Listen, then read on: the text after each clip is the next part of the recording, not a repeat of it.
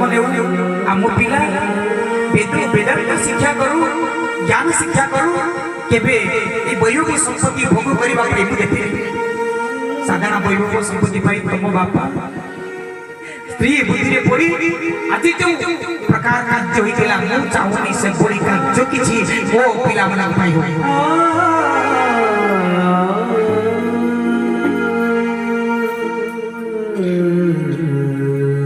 किंतु आपना को गारे जदी केही स्त्री ता स्वामी की कहे स्वामी मु बाबूजी मो पिला ये गारे जन्म न होई भुवनेश्वर के बा कटक एटा अर्थ कोन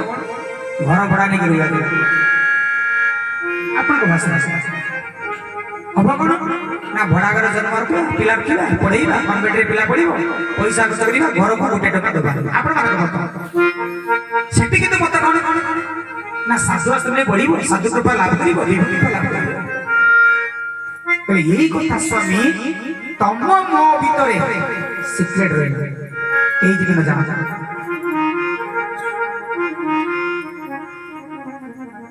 अस्तु एक कथा भी थिला परे रजक रजकी कर जोड़ा अछि ए जो रजक रजकी की सीता काहे के बिचड़े